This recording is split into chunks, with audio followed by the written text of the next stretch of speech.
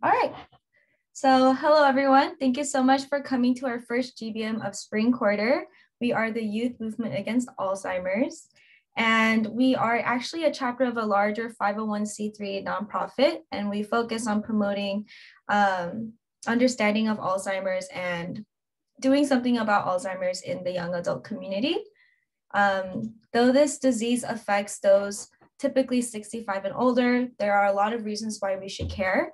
Alzheimer's is actually the sixth leading cause of death in the United States, and it's the only one amongst the top 10 killers without a way to slow down its progression, nor have a treatment, nor don't we have a cure. And there are currently 5.8 million diagnosed with Alzheimer's, and this is projected to increase to 14 million. And if we work on early detection and finding a cure, we can save the United States $7.9 trillion in healthcare and long-term costs. And by saving this much, we could prevent our healthcare system from going bankrupt, possibly. So this is something very important, and it's a very pressing matter. Here at UCSD, we focus on philanthropy, service, and advocacy. Philanthropy mainly focusing on raising money for Alzheimer's and their caregivers, and service opportunities is getting hands-on experience with the older community, the aging community, and Alzheimer's. And advocacy, we actually go to like DC and lobby for change policy that will help those affected by Alzheimer's disease. And one of the programs that we do have for our volunteering is connecting UCSD students with older adults within the San Diego community. We'll have more details on this later on, but if you guys are interested in signing up, that is the QR code. We'll have it at the end of the meeting one more time so you guys can sign up. And we also have a sticker fundraiser. These are the really cool stickers that Gracie made. And right now the form is closed, but it'll be coming up again. But yeah, I think they're so cool. We even have like custom stickers.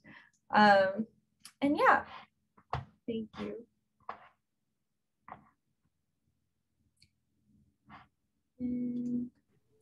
Hi, yes, so welcome everyone to our first GBM of the quarter. Today we have medical student Edwin and Alta to come speak about Canadian versus American medical schools.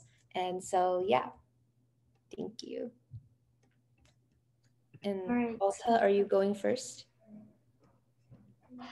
Yes, I can go. Give me a second to get my slides shared here.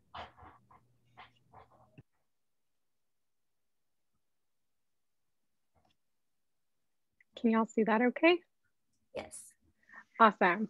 Okay, so hi, I'm Alta. I am a first year medical student here at UCSD, and I am also part of the MD PhD program here. So I'm going to talk a little bit about kind of a quick overview of like what four-year medical school looks like in the US, and then I'll talk a little bit about kind of my journey to medical school and some advice and answers to questions I get asked a lot. So this is what a typical four-year medical school adventure looks like. So first year, usually the main focus is normal physiology, and kind of the key fun thing that you get to do, fun depending on how you define fun, is anatomy labs. I'd say that's kind of a major feature of first year, is you know, and a very unique experience. So first year, it's how much of the normal functioning of the body can you cram into your brain in a short amount of time. Second year, now you start getting into, okay, well, you know what happens when everything works how it should, what happens when things go sideways. And so second year is pathophysiology, and the fun feature, again, depending on your definition of fun, is that you take step one, which is your first like board licensing exam. And schools give you like a dedicated time period at the end of your second year for that. Year three, you get to do the fun stuff. You get to go do your clinical rotations, and then you also take your second licensing exam. And then fourth year, you get to do kind of more focused clinical rotations. And then usually at the beginning of fourth year is when you apply to residencies. So that's kind of a big picture view of what medical school looks like. So this is kind of the path I took to medical school. So I did my undergraduate at University of Washington, and I double majored there. I studied math and neurobiology, and I absolutely loved it. If anyone wants to talk about math, I'm happy. And then I did gap years. I took 3 gap years. I was at the National Institutes of Health in Maryland. So I was there for 3 years doing research. While I was doing research, is when I applied. So MCAT, AMCAS application, and then I got to medical school. So that's nice, and it looks very clean and beautiful, but the actual path to medical school is a lot more up and down. So this is my more realistic, more honest view of how I got to medical school. So we're setting aside all of the ups and downs of undergraduate, because I know you guys know all too well what that's like.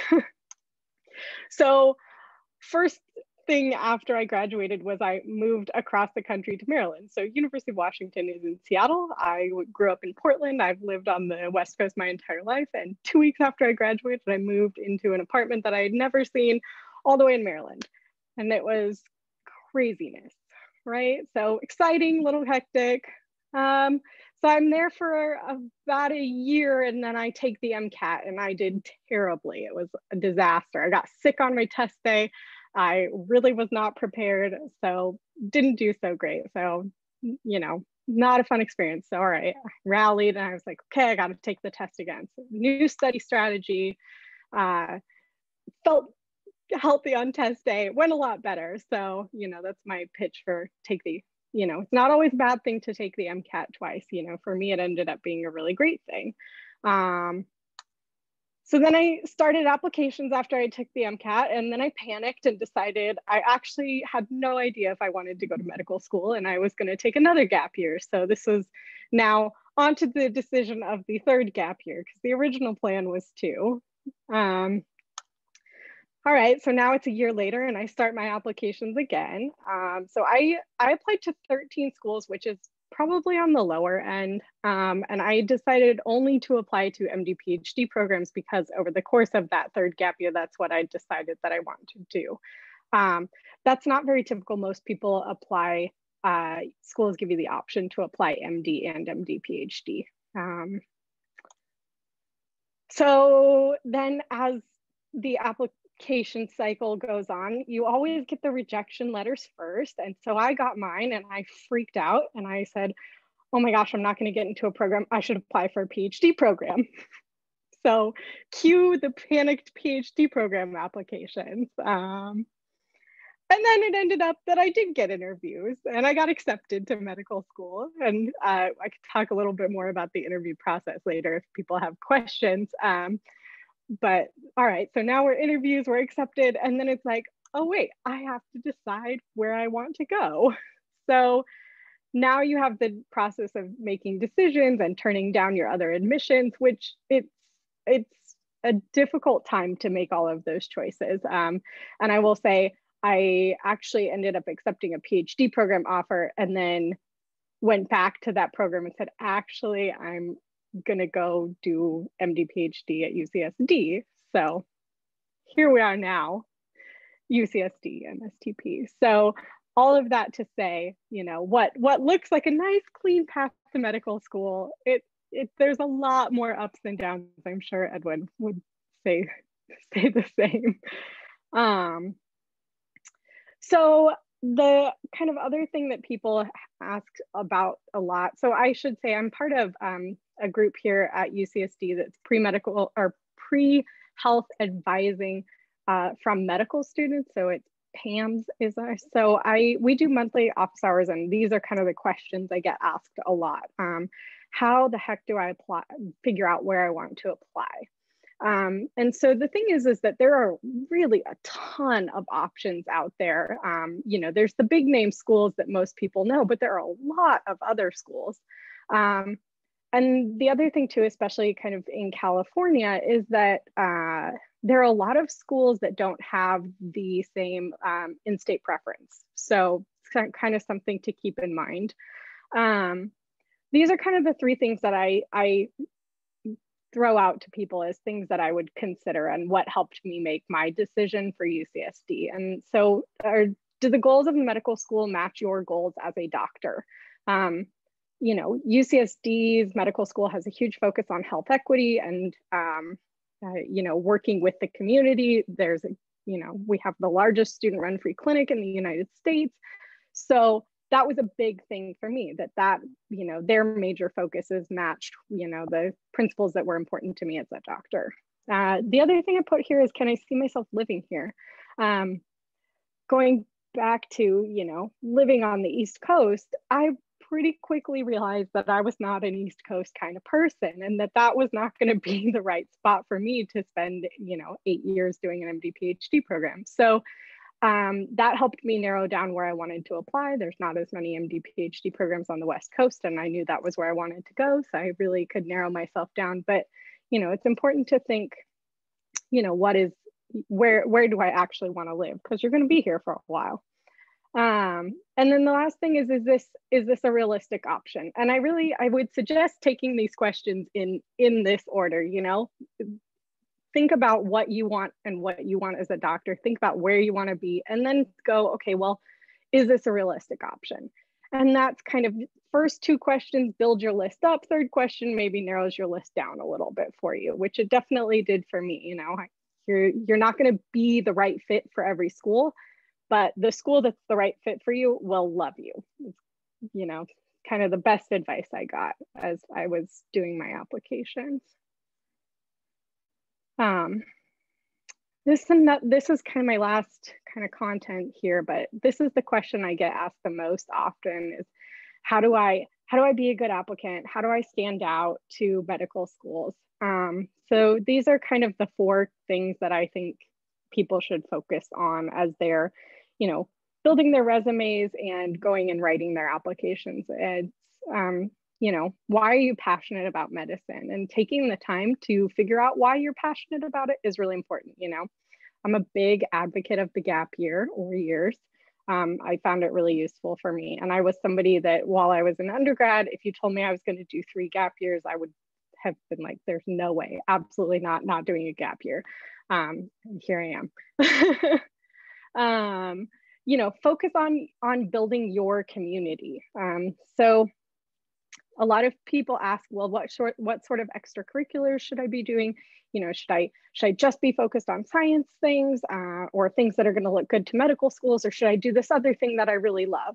It's like, well, you should do a little bit of both if you can, you know, and again, this is where those gap years come in handy. I didn't have time to shadow while I was an undergrad, so I did all of my shadowing during my gap years, and it worked out great, and it allowed me to do other things that I wanted to do during undergrad. So build yourself a community, build yourself, you know, into a person that's going to understand other people to be a good doctor. You know, clinic, you got to have clinic time. You know, the best way to figure out if you want to treat patients is to be around patients. You'll realize pretty quickly kind of what things you like, what things you don't like, and you know, whether that's kind of an area of medicine you want to go into. The first time I watched a knee surgery, I very quickly decided I was not going to be an orthopedic surgeon. So there you go. And then my last thing is academics, of course. Things I think to highlight here is, you know, you don't need to be perfect, but you do need to be competitive. You know, it's okay if you're not straight A's all across the board, but you gotta, you know, you've got to be at a place where you're not gonna get screened out in the initial kind of filtering of the medical schools. So it's important, but also it's important to be a whole person. So, you know, it's not the only thing schools focus on.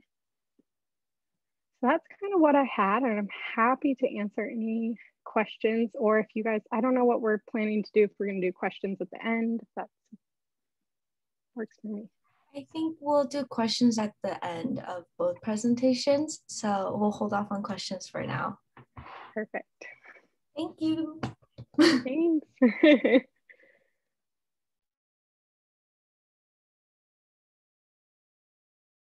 Okay, so I guess it's my turn. Great. So first of all, I want to say, Alta, I think we're going to be really good friends because the similarities between you and I are enormous. And I actually was fixing my presentation as you were talking, just to kind of add new things to it. I love it. First of all, So first, I just want to thank again for the Youth Movement Against Alzheimer's, UCSD, for having me again.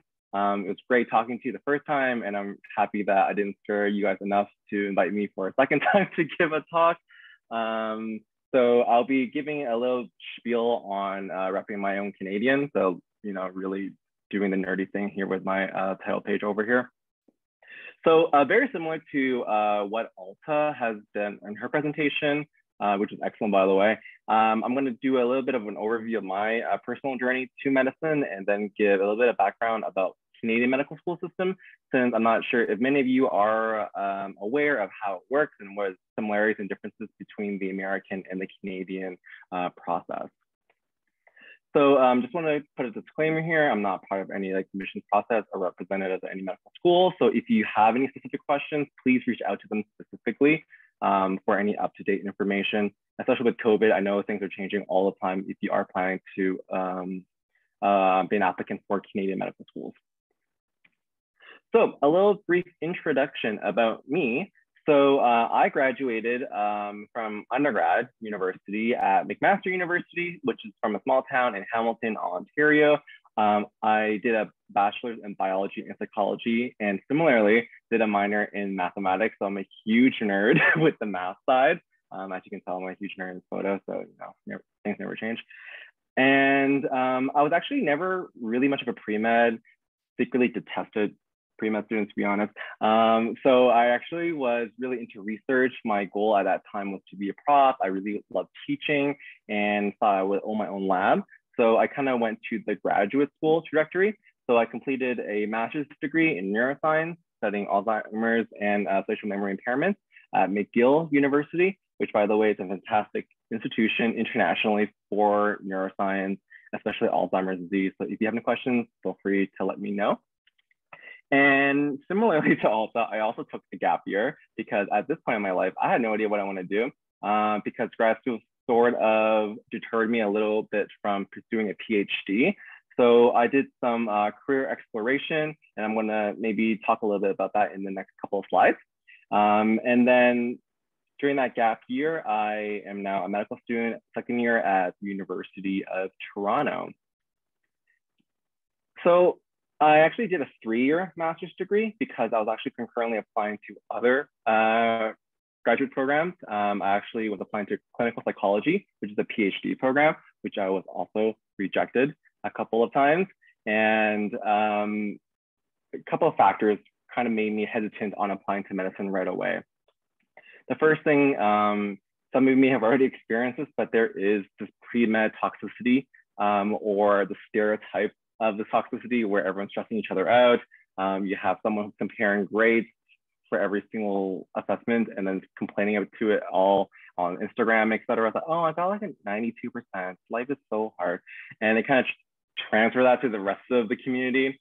So really it was not about that. As you can tell, I'm Asian. So from an Asian background, and if you are coming from more of a traditional background in the family household, there might be some parental pressure. So at least with my family, my parents did not know success aside from being a doctor, engineer, or lawyer. So for that, I was maybe a rebel, kind of not going into the medicine route, but still sticking in science. And I really wanted to explore multiple different careers. I had some really great mentors during university where they were teaching me different types of topics and different types of fields. So I really wanted to explore as much as I can. And I think university is an excellent opportunity, or anytime while you're young, to just find interests that you're passionate about, because there's very few opportunities in life where you're gonna have that much flexibility and time to just learn about you and just do things without a lot of other responsibilities.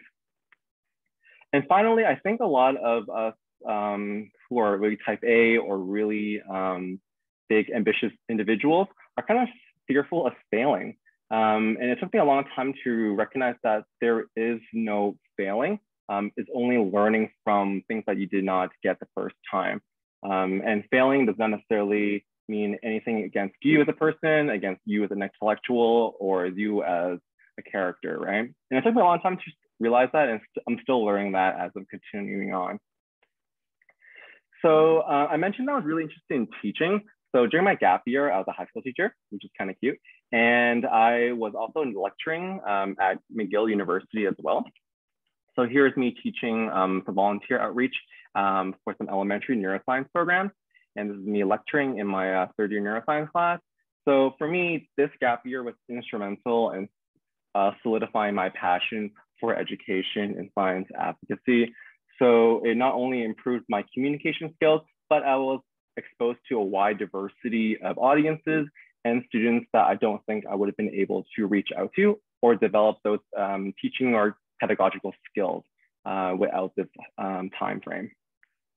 And further my passion, and I'm still so passionate about it. I actually mentioned to Wei that I'm teaching a neuroscience program right now for high school and youth. So that's something that I'm really excited about doing and still going to be excited for a very, very long time, hopefully. So I wanted to do a quick plug of graduate school. Some of you may be interested in maybe doing grad school afterwards and maybe figuring out medicine still for you. So I applied to first clinical psychology nearing the end of my master's program. Got rejected twice, so that was fun. But grad school still allowed me to explore different career opportunities, right? And I do emphasize, and I think Alta will agree with me, do not apply to grad school as simply a filler for medical school. I think not only is it unfair for you in terms of time and you're not going to enjoy or hate it, it's also unfair for the supervisors and the rest of your lab mates who generally are interested in, and sometimes certain labs are going to be very competitive. And unfortunately, you're going to be taking a spot from a willing student that may be actually interested in pursuing research as a career. Grad school has a lot of stress, very different types of stress, but stress nonetheless, especially with failures and experiments. And a lot of time you might be working in silos and isolation. So it's very difficult to maybe find connections, friends, support systems within grad school. But I really think that as long as you're able to build those connections and genuinely want to learn, it is a great opportunity to enrich your CV, your resumes and applications through a variety of mediums like publications, networking. And it gives you a bit of time to think if you find that science or grad school is not for you. So that's why I also ended up doing gap year afterwards, because I need more time.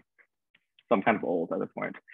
So kind of moving into the medical school realm, a lot of students ask me, is there like the magical checklist to get into medical school? No, there is not, at least for Canadian medical school. It's very widely that answer. And I really, really emphasize and cannot say this enough. Do you think you enjoy? Because if you are simply doing things and just checkboxing as a medical applicant, you're not going to enjoy your time. You're going to feel like you wasted a lot of opportunities. Med school is always going to be there, whether you believe it or not. COVID is an excellent example that we always need doctors and healthcare professionals. So really do yourself a favor and find things that you love to do before entering medicine. And not only will it make you more genuine as an applicant, it hopefully be able to make you stand out if you genuinely are passionate and excited and fun to talk about. So also did a great kind of overview of medical school, but for the Canadian medical school, there's a lot of similarities. I'm not gonna go too much into detail, but the first few years is relatively similar to university, lectures, focused learning, testing. The content is a lot faster, as you can imagine, and a lot more dense. It's kind of like drinking from a fire hydrant. I don't know if medical school can be that different in terms of the amount from country to country. So there's a lot of crap to learn, not crap, a lot of things to learn. Things like anatomy, clinical skills. And I really do want to emphasize things like ethics and diversity, which unfortunately with the social circumstances, a lot of minority groups are being targeted, and there's a lot of disparities with access to healthcare. So I think as future medical professionals, we should be very aware, not just the biological sciences, but the socioeconomic status from who we're serving and hopefully trying to help in the future. And finally, medical school has a lot of opportunities outside the brick and mortar, such as shadowing and research opportunities. I do want to emphasize and a little bit of a difference between American and Canadian. Canadian medical schools do not support shadowing as a pre-medical student. A lot of this due to insurance. If you're not covered and confidentiality. So some medical schools will actually tell the applicants, do not tell us if you shadowed, if your dad is a doctor or whatever. It also kind of reinforces the unfair advantage since there is some nepotism, as you can probably imagine, with medical school applications as well. So as a Canadian medical student, you will complete a 4-year bachelor's degree. Some schools in Canada will accept a 3-year bachelor's. Quebec Medical School, so it's the French province in Canada, and Queen's University, which is the school in Ontario, actually have direct entry entry programs, I mean. So you can apply straight from a high school student, and Quebec has something called a CEGEP, which is a program as an intermediate between high school and university. So you can apply as a CEGEP student. There is no specific pre-med, and I think that's similar to American schools. Program to enter medicine. And with Ontario, at least, there's a high diversity of applicants. So mature and non-traditional students like myself, cultural, socioeconomic backgrounds and occupational backgrounds. We have postdocs applying in my class. We've had history majors applying and getting into medical school. So really is for everyone and anyone. In terms of the logistics, so this could be a bit of a dense slide, but I definitely want to give justice to the Canadian medical school. Unlike American, where a lot of it is standardized from state to state, each school will have their own specific requirements and prerequisites. As such, each medical school will have their own independent admissions process. So we can't just apply like the AMCAS and apply to all the American schools all at once. You actually have to go through each Canadian medical school and see what they need and which application portal they will use. So for Ontario though, fortunately, they all go through the same application portal called OMSAS, but outside of Ontario, they will use a different system. Some provinces will also give certain advantages to their own provincial applicants, such as requiring a lower grade average point, maybe a lower MCAS score, and be more seats available specific to those provinces. Main reason why is because not all provinces will have the same amount of medical resources. So for example, Ontario is really well off in terms of funding, but Saskatchewan and Manitoba may not necessarily have as much resource. So they want to keep the doctors there that they trained. Grades are also calculated differently between medical schools. So U of T will, for example, if you do a 4-year bachelor's degree, they will remove 4 of your lowest marks and calculate that as your overall GPA. However, for Western University, for example, they will take your last 2 years of undergrad as the only GPA mark. So again, really emphasizing each school will have their very unique process of grading, averaging marks. Similar with MCAT, for example, McMaster University, where I went to undergrad, only cares about cars. They do not care anything about the biological, psychological, or the physical sciences, which is like, I see some people like, what the F? I'm like, I know, right? So I don't know why, but some schools will have their own way of doing their MCAT. For example, in U of T though, if you score a 125 on 3 sections and a 124 in 1 section, that's all you need to apply. They do not care what other MCAT scores you get afterwards. So it's a way to sort of relieve a bit of stress with the MCAT score. So again, you need to then check each school application process to know what the details are. But you know, very much like the American system, Canadian system will also look at a holistic approach. So not only do you need to have competitive marks, but you will need good letters of recommendation, personal statements, and volunteer activities, etc. So admissions to Canadian medical school. So it sounds kind of cool and cute and dandy with like, oh, every school kind of has their own way. There's kind of a reason why. It is incredibly competitive for Canadian medical school. So I actually did a screenshot of Med Insider in one of his videos. So here's a statistic that he put in his video. Out of 53,000 applicants in the American system, about 22,000 seats are available. So it's about 40-ish%. versus 14,500 Canadian medical school applicants would apply, but only 2,500 seats are available. So there is a very strong competition. Not only is there a limited number of seats within Canada, there's only 17 medical schools across all of Canada, and 3 of them are strictly French. So if you do the math, if you're only a fluent English speaker like myself, because my French is awful, I will offend someone, 14 medical schools are available only for me, but then you also have the disadvantages or challenges of provincial preferences as well.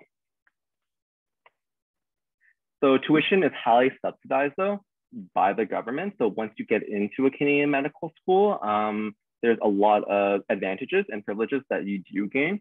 One of the reasons why, and it's the theory, that there may be the maintaining a low supply of physicians, so each doctor can make more money. As you can imagine, the more doctors available, the less each doctor is able to receive as a salary, which is in a way not the best.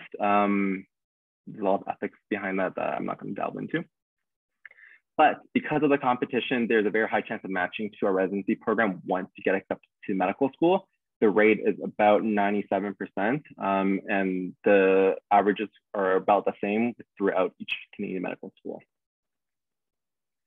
So assessment marks, Canadian medical schools have a pass-fail system, so you cannot fail out of Canadian schools. This is for both pre-clerkship or preclinical and clinical or clerkship years.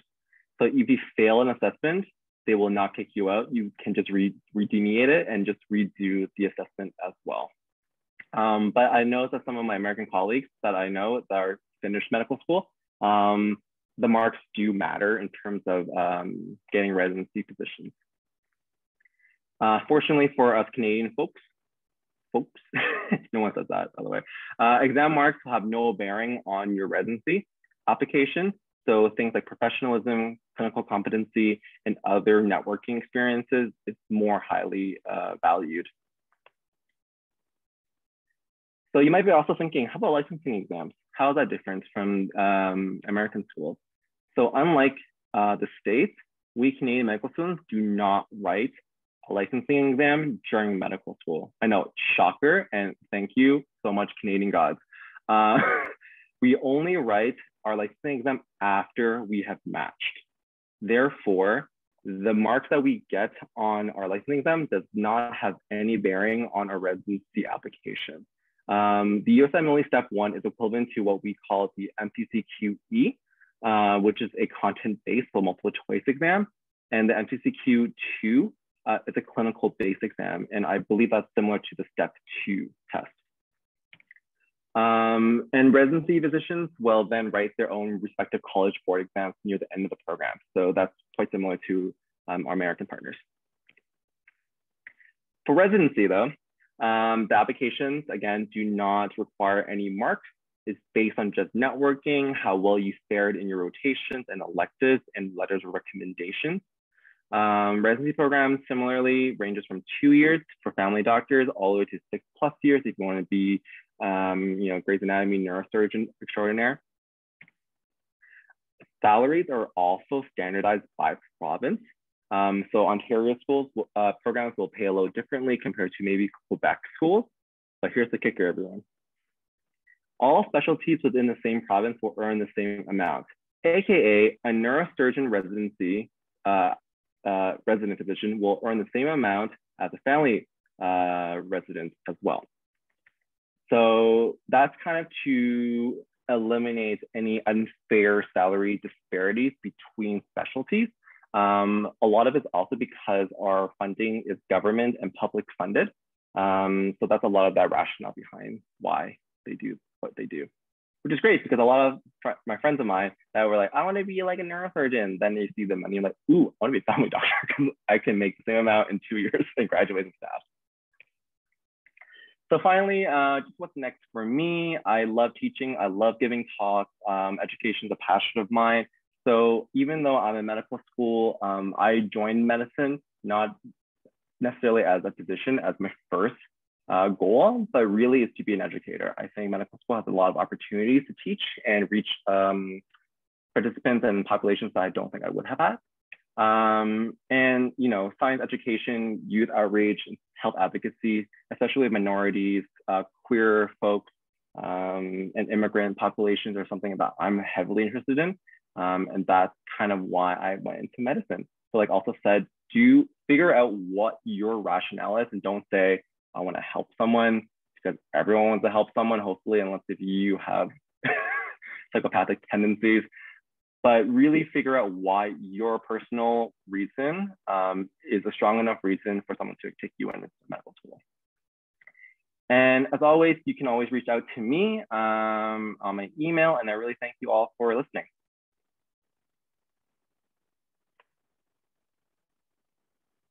Thank you guys so much for coming out tonight. I learned a lot, to be honest.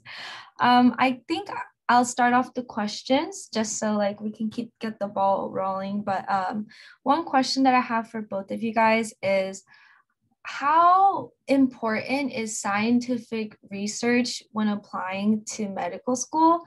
Because it seems like both of you guys are really interested in research and possibly like academia in the future. And that's something I'm interested in as well. But with also considering, even though I'm really passionate about research, if I do want to do just MD and just work at a hospital for the rest of my life, like how important is that undergraduate research experience when applying?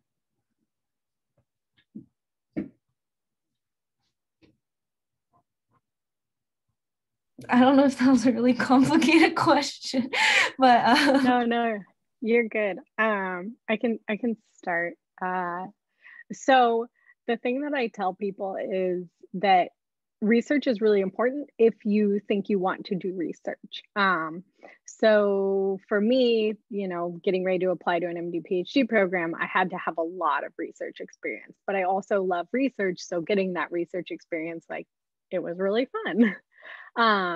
I think that everyone should try research once just to see if it's if you like it. Some people try it and they're like, yep, that is not for me.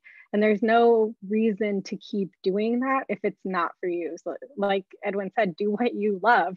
There's a lot of other ways to kind of get those experiences that are going to make you a competitive applicant, that are also things you enjoy. So like things that people do here pretty frequently are, you know, there's a lot of people that are EMTs or volunteer at clinics, or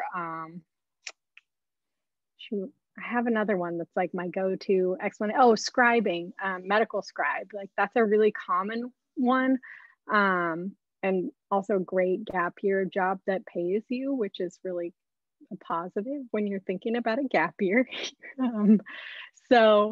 Yeah, there are tons of different ways to get the experience that you need to be a competitive applicant. It doesn't have to be research, but I think everyone should try it at, you know, at least you know, once, just to see if it's something that you might like. Does that help answer your question? Okay. Yes, thank you.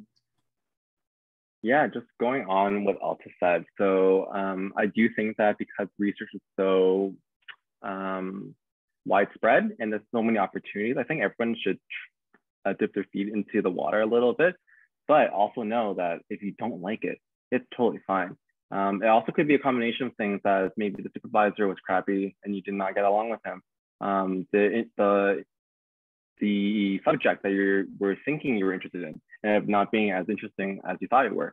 So it might take some time. And I think research for me definitely took a bit of a growing. It wasn't like, oh my God, I love the brain right off the bat. And actually, no, I lied. I did love the brain right off the bat. But I didn't know if I loved like Alzheimer's disease right off the bat, or if I like molecular cellular mechanisms right off the bat. So that took a long time to figure out and a bit of a learning curve.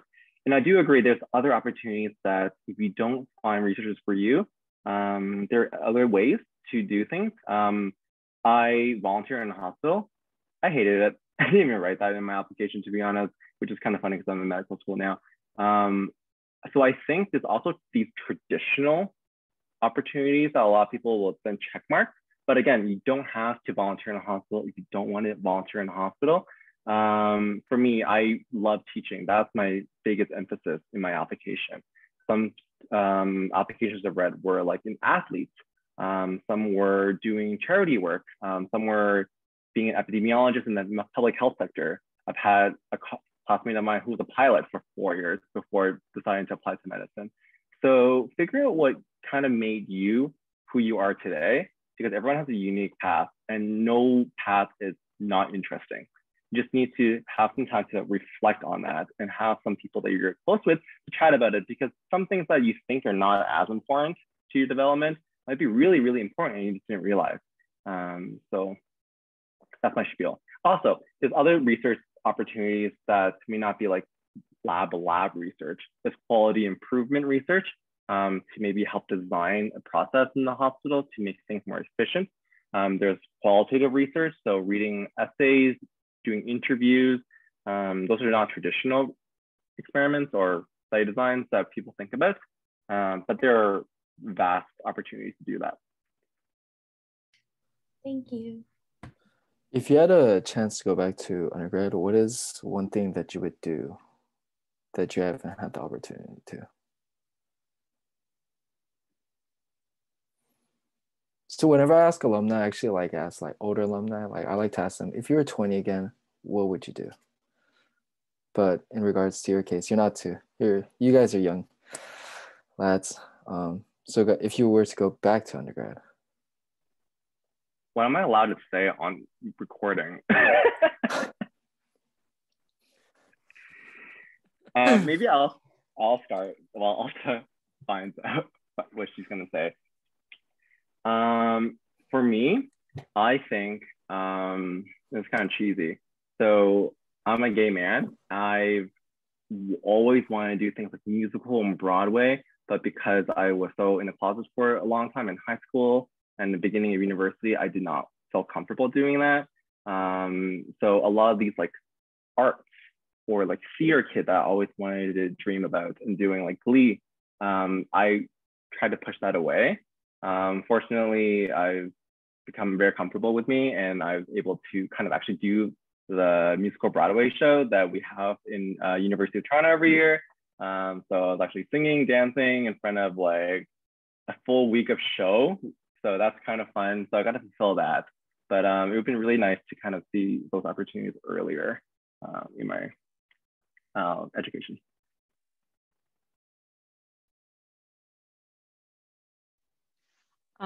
Edwin, I really do feel like we're going to be best friends now. One of my favorite things actually from undergrad was I sang in choir all 4 years and I loved it. And to be honest, if I would probably sing in more choirs. There were a couple of times where I don't know, I loved the gospel choir at UW. It was fantastic and super fun. I think if I could have done that a couple more terms, I would have really loved it.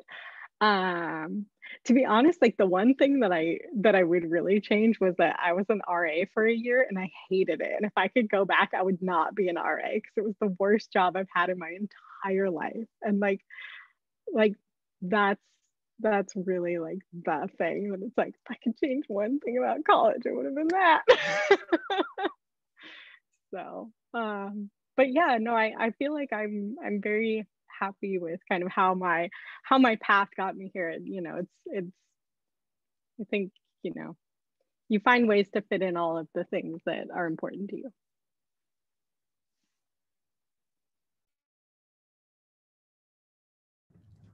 Hi, so because both of you mentioned the 4 years of medical school and all the board exams and the different extracurriculars that you guys had, and you described it also as drinking water out of a fire hose, how would you describe your personal work-life balances?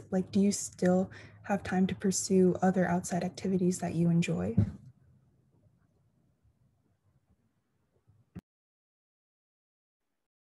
Yeah, I can start first. So thanks for the question, Sophia. Yeah, I think everyone's going to be a little different in terms of their own study schedules and how they prioritize. I think that being a bit older compared to maybe some of my younger colleagues, I've developed a bit of an awareness to when I'm feeling burned out and when to say no. I also forgot to say that during my gap year, I worked 4 jobs. So that really forced me to really prioritize things and know where my limits are. That being said, Do I still say yes to everything? Yes.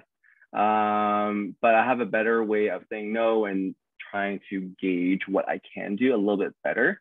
In terms of just material and balancing school, it really also depends on how you learn and how you study. For me, I'm not a genius like some of my friends who can study the night before and still do like 99% on the test. I actually have to like study for like a week or two just to get all the notes in and for me to recognize the words. But I think COVID, on a silver lining, because it's more virtual and because I love teaching, has given me a bit of a platform to reach out to kids that I probably would never have been able to teach. I think before COVID, online teaching is something that no one wanted to do or thought of doing. So for me, I'm now teaching students in California for my neuroscience course, in the Middle East and China now. So I really appreciated that aspect.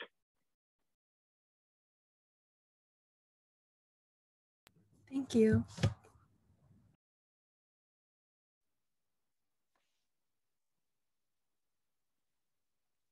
Sorry, can you just give me the question one more time? Yeah, no problem. Sorry. It's all right. So because both of you mentioned the four-year like roadmap of medical school and how it seemed very like content heavy and very study based, how would you like describe your personal work-life balance? Yeah. Yeah, so I would say it looks very, thank you for repeating it for me. It looks really different for a lot of people. I also would say that kind of having had the experience of being away from school for a few years and then being, coming back, that it does give you some more perspective on, how much time is too much time to spend on school, because there really is a limit. So, I am not the person that stays up till 11 o'clock studying every night. Like I'm done like usually by 8. That's 8 is late if I'm really being honest with myself. I'm usually done like around 6 or 6:30, and and like that's surprising to people. But when I have my study time, you have to like really optimize that, and you work around it. The other advantage is that UCSD for preclinical years is pass fail, and the idea is not to absorb every little bit of information. It's to try to get an understanding of how a system functions. And so for me, I tend to be a kind of a big picture thinker.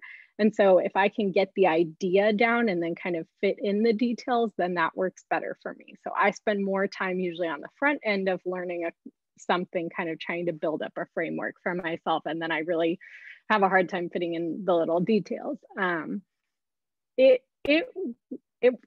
worked pretty well so far, but it's not the study habit that I had in undergrad at all. It's very different from how I studied in undergrad. I'm married, I have a husband, I want to spend time with him and my dog, so there's other things that are important to me that I've noticed I feel better and I'm more productive and I learn better when I am taking care of the other parts of my life, so if I feel good, I'm a lot better at studying, and I'm, generally happier while I'm doing it. So, it's important to find a balance, but it is hard, and it took time to get to this place for sure.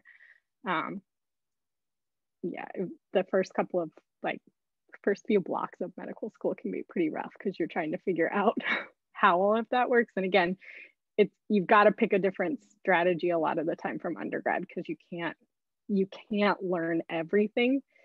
It's just there's just no way. Yeah, I actually want to piggyback on what Alta said. You mentioned that you're married. I actually have, so myself and another friend of mine, we made a group called the Old People Group in our program where we're trying to represent more mature students. I think because there's a bit of a stigma against, or not against, but I think it's a stigma for older applicants to apply. There's not a lot of discussions that are based around balancing lifestyle. For example, my friend, she is married. I have a partner.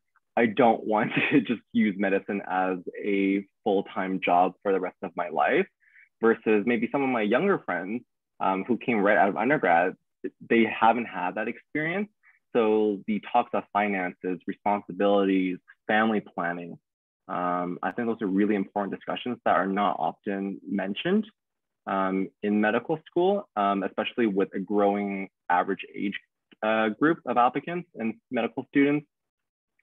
And I also think that as a more mature student, also you may agree that you just have to kind of pick your battles.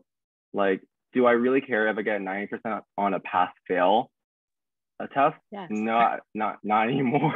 Like, I'm happy just to be like, if I'm average, sure. If I'm below average, sure. I don't really care at this point. Testing, I don't think as a teacher represents a great way of assessing your competency as a future physician. With that being said, will you have students in your class that will also not leave out their pre-med tactics and try to stress the whole class out?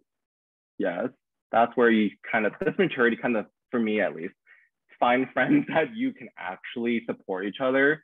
Even though the pass fail, people are still stressed out. I'm like, why? Like, they're not gonna kick us out. What more do you want? So yeah, that's my little rant. Yeah, I would totally second everything that Edward just said 100%. We're gonna be best friends. This is a great. I know, this is great. If you guys don't get anything out of it, me and Edwin will. That's so cute. I have a question. Could you guys elaborate more about like that learning environment, like in pass-fail schools? Because I feel like it can be very different from schools that are not pass-fail. It's incredible. It's so great. I have to say, coming from, undergrad where everything is so grade focused, and, a lot of the times it's not even about like, are you learning the content? It's like, are you going to do well in the test, which to me is the most frustrating way to try to learn something, because you're not learning it. So like the advantage of pass fail is that, even though it's a ton of information, you have a little bit of space, a little leeway to kind of struggle with it a little bit more and try to work it out and try to figure out how to piece things together. It's a way less stressful environment kind of among your peers, because there's not the competitiveness, there's not a ranking system, there's not that, oh, well, if everyone does well and I don't do well, then the curve's going to be different. It's like, nope, there's a pass line. It's, did you get 70%? Okay, great, you passed. Like, and nobody cares. Like, no one, if you didn't pass, okay, fine. You're going to remediate and take a test in 2 weeks or take a test at the end of the term, and you're going to pass. Everyone says here, at least, it's not pass fail, it's pass now, pass later, because they're not going to let you fail. So it really is a much more, in my opinion, and kind of from how I view education and learning, it's a lot more conducive to actually learning. So I think it's great. It was a huge pull for me for UCSD, actually. It was the pass no pass system, because it's not like that everywhere.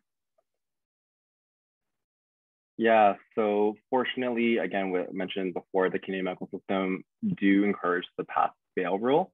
That also because there's a bit more of a competitiveness to get a spot. But that being said, I echo what Elsa said. It does reduce the possible competitiveness between classmates. I find that it's a lot more, cooperative in terms of just supporting each other. You're just really learning.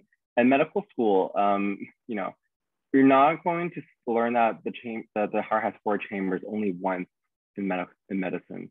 You're going to see it so many times, and you're going to learn all the techniques, the maneuvers, to the point where it's going to be in the back of your hand.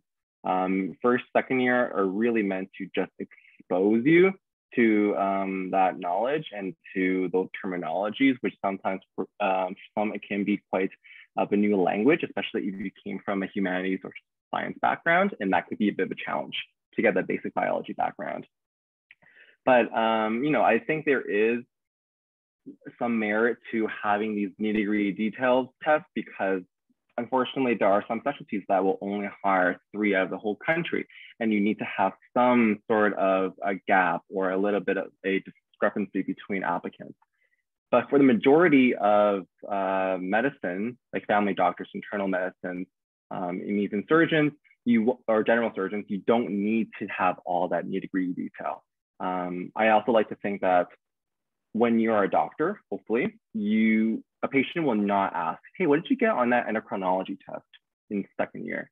They don't care. What they care about is if you're a good human being, if you have good side manner, if you're empathetic, and you're able to communicate well in a respectful manner, which for many actually is quite difficult. You hear horror stories of doctors that are being awful, and I don't know how you got your MD or able to pass. And hopefully that's changing in terms of that environment. But at the end of the day, a good doctor equates to a good person, right? So it doesn't matter how smart you are. And I don't think a doctor is the smartest person in the entire world.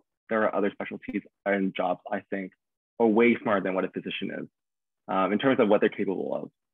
So that's just me. And I think it's glamorized way too much in the media and social media as well. Thank you.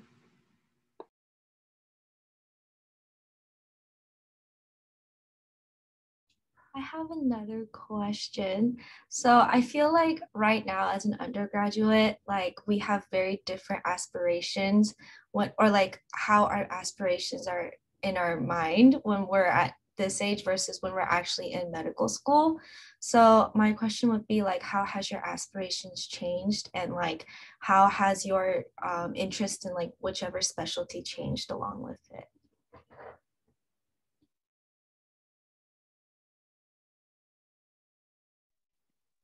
So I'll preface this by saying it's still changing, and I'm not sure. And the more I am learning things, the more I'm changing my mind. When I kind of first decided that I wanted to go into medicine, I was, doing my undergrad in neurobiology, and I thought, okay, maybe I want to be a neurologist. Like this looks like it could be something that's really interesting. I might be, I should also say at this time, I also thought I might want to go to physical therapy school. So, there you go.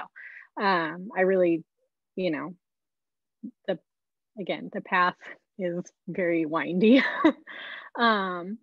So, I started out thinking, okay, I want to go to physical therapy school. And it was like, actually, well, I'm more interested in kind of like, what are the roots of the problems, and letting other people be the people that are kind of the hands-on, let's fix it kind of things. And so, kind of figuring out what part I was interested. I think as I started doing more research, I realized that like kind of the fundamental questions were really interesting to me. And so that lended itself more to, more to certain areas of medicine than others.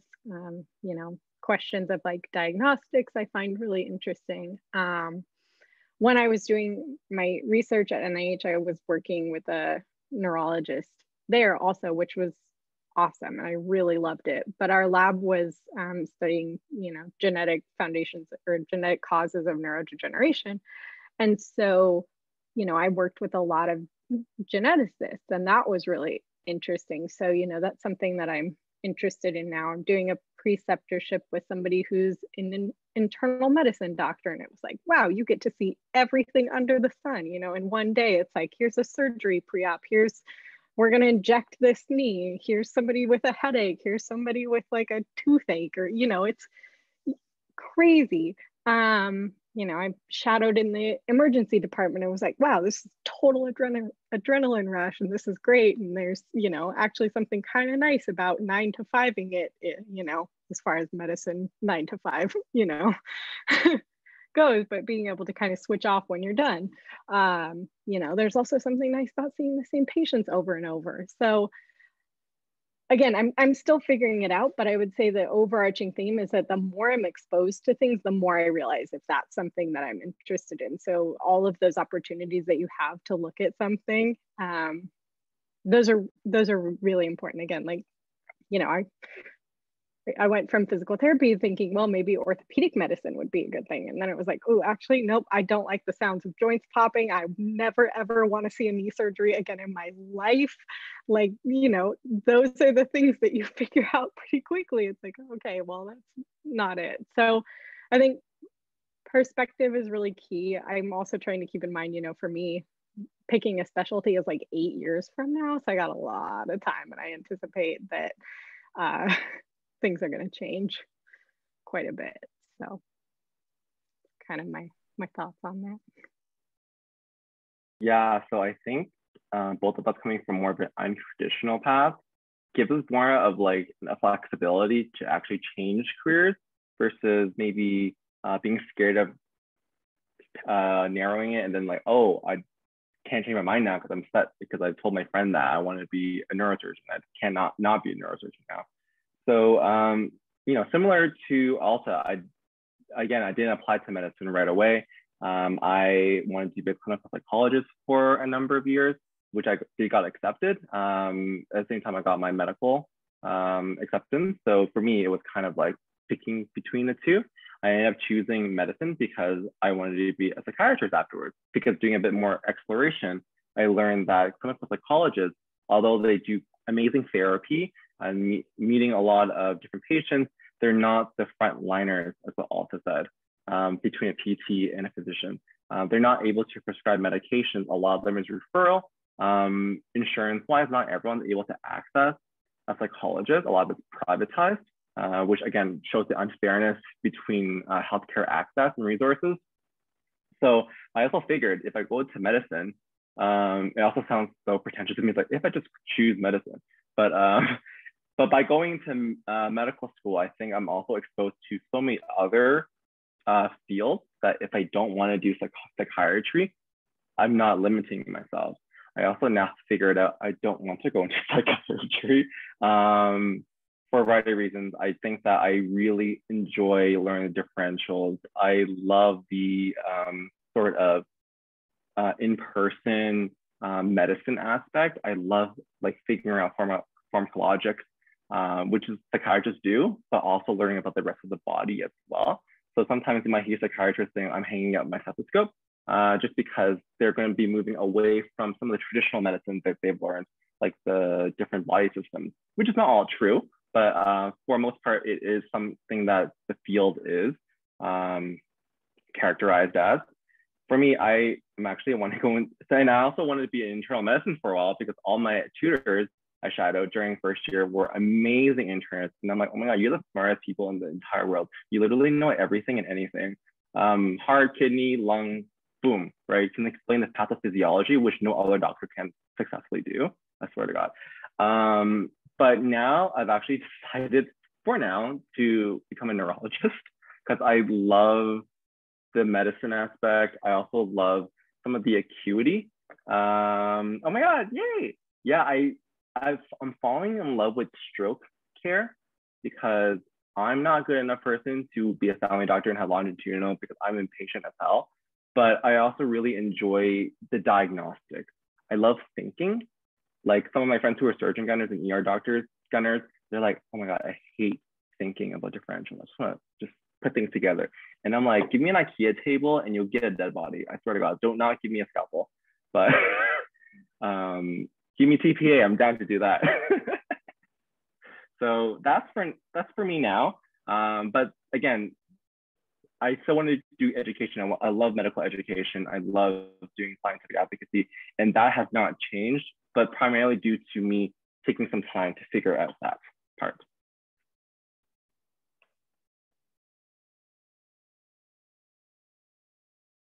Thank you.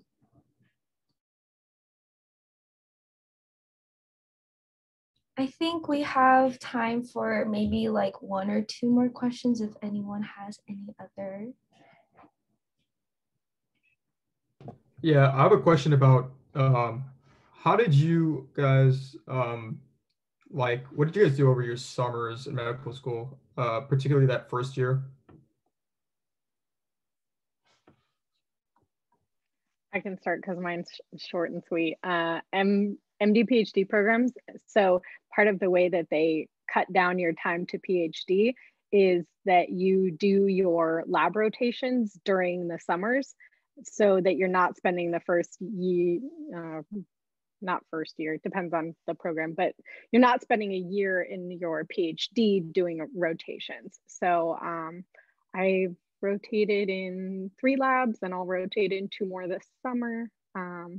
But I can say some of my friends, so at UCSD you have to do, if you're not part of the MD PhD program, you have to do an independent like research project.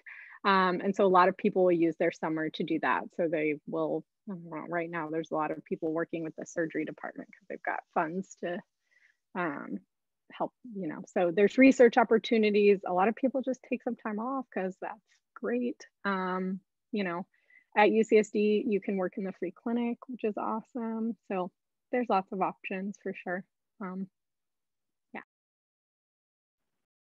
Yeah, so for my first year, so I'm finishing up my second year. My last summer, unfortunately, is when the COVID pandemic was kind of at a peak. So travel was not really a choice there. So I was kind of boring. I fortunately got like a research scholarship, so I was doing some research on the side. Really not suggesting that research has to be done again, but I ended up just doing more research. So kind of hypocritical of me for saying that.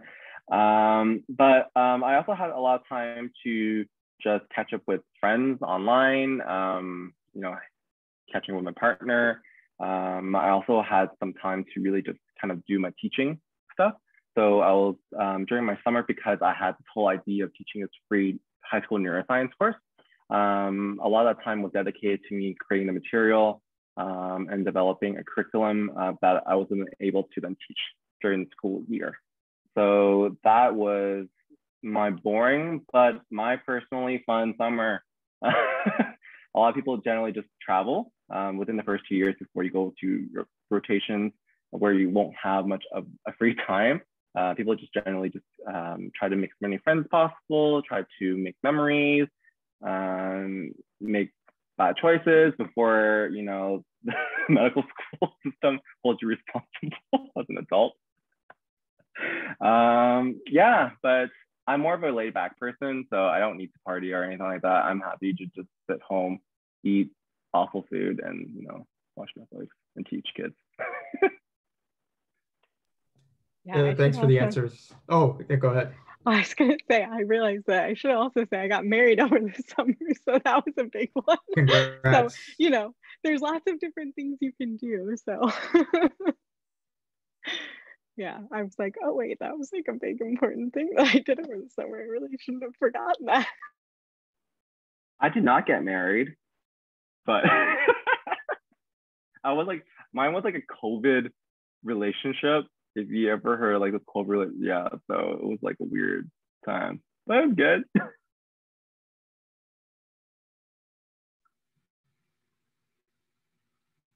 Do we have any other questions? I have a question about like paying for medical school. Like, are there like scholarships and like, not like if you don't want to, like, maybe you don't have to talk about like how you're paying for it, your own medical education, but if you don't want to, but like just like options and stuff like that, because it's expensive.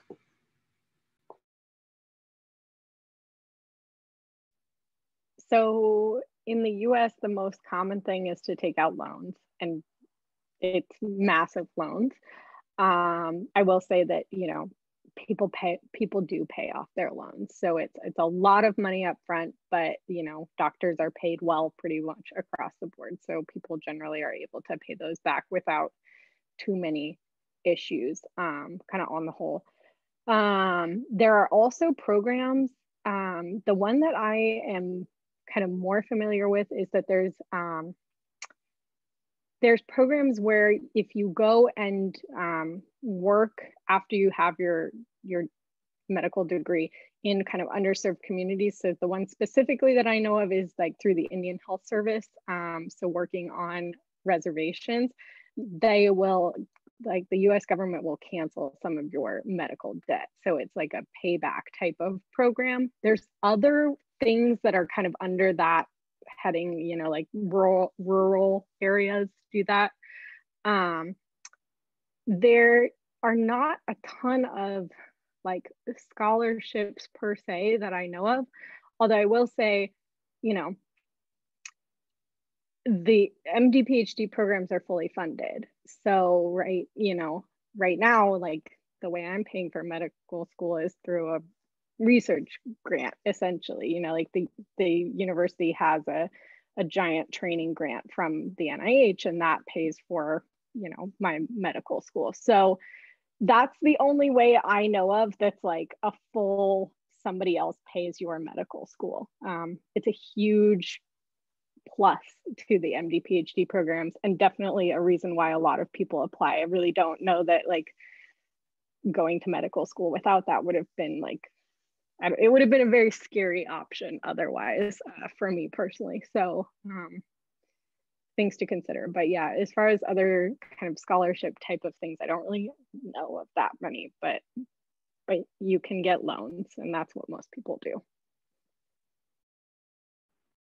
Yeah, so I'm not going to go into like super specifics just because Canada has different systems, but also mentioned before, loans are probably the most popular way for Canada.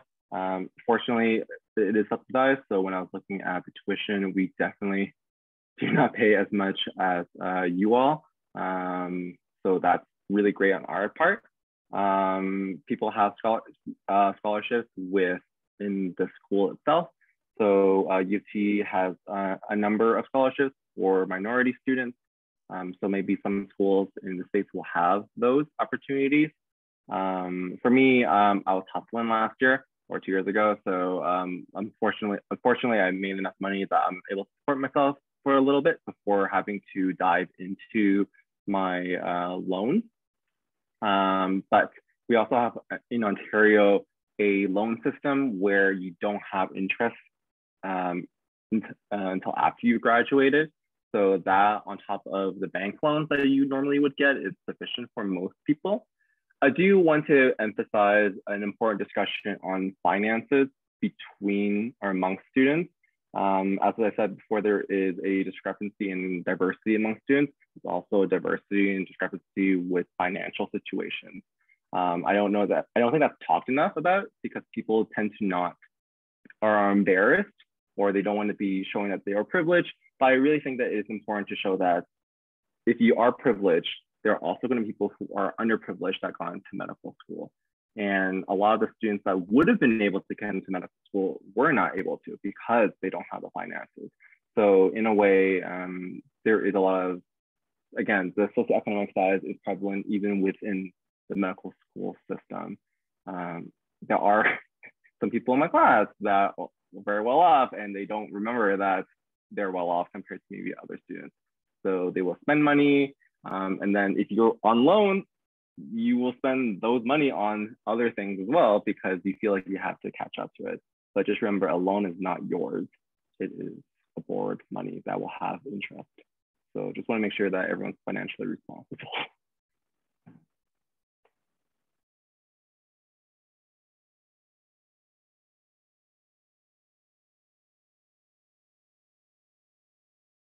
All right, well, I think that will conclude our meeting. I'll stop recording.